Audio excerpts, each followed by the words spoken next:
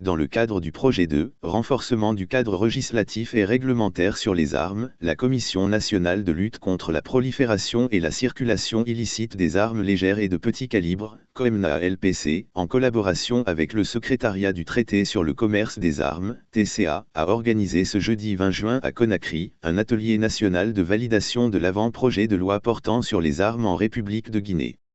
Cette rencontre de 2 jours a réuni les cadres des départements ministériels concernés et ceux des gouvernorats, des acteurs de la société civile, des chasseurs traditionnels, des fabricants des armes locales et des forces de défense et de sécurité. Dans son discours de bienvenue, le président de la Commission nationale de lutte contre la prolifération et la circulation illicite des armes légères et de petit calibre, le général Bambo Fofana, a rappelé que la paix et la sécurité dans le monde sont liées à la stabilité des États. En Afrique, les guerres civiles sont très meurtrières et provoquent des crises humanitaires sans précédent. L'Afrique de l'Ouest a payé un lourd tribut dû aux conséquences des guerres civiles dans les différents pays. La Guinée, à l'instar des autres États de l'Afrique de l'Ouest, communauté économique des États indépendants de l'Afrique de l'Ouest, est confrontée aux conséquences néfastes de la prolifération, de la circulation et du commerce illicite des armes, munitions et autres matériels connexes, a-t-il expliqué. Poursuivant, il a fait savoir qu'une enquête nationale menée en 2013 a révélé que la pluralité des compétences institutionnelles pour la gestion et le contrôle des armes est source de difficultés. Ceci demeure un enjeu majeur de sécurité. La Guinée est aussi État partie à la Convention de la Communauté économique des États indépendants de l'Afrique de l'Ouest sur les ALPC, au traité sur le commerce des armes, à la Convention sur l'interdiction des armes biologiques et à toxines, à la Convention sur l'interdiction des armes chimiques et d'autres traités et conventions portant sur les armes dont la domestication pour certains dans la législation nationale demeure toujours d'actualité, a-t-il indiqué.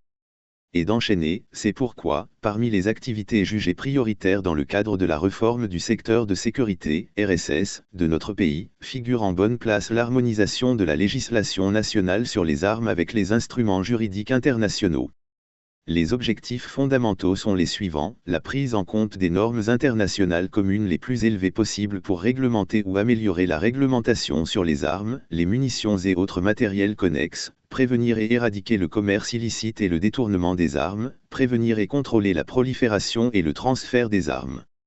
Plus loin, il a souligné que les buts visés sont entre autres, la contribution à la paix, à la sécurité et à la stabilité nationale, régionale et internationale, la réduction de la souffrance humaine, la promotion de la coopération, la transparence et les actions responsables des États dans le commerce international des armes.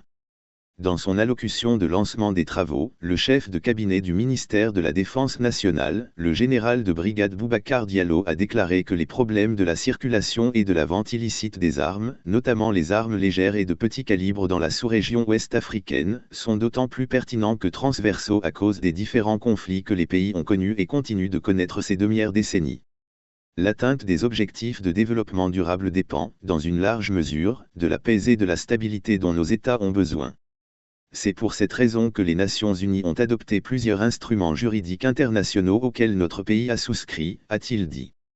D'après le général de brigade Boubacar Diallo, pour assurer l'efficacité de ces instruments, il est impérieux de les harmoniser avec la législation nationale. Nous apprécions hautement l'initiative visant à corriger les insuffisances constatées dans la loi sur les armes à feu en République de Guinée. L'absence d'une législation efficace et rigoureuse sur les armes peut avoir des conséquences graves et variées pour un État.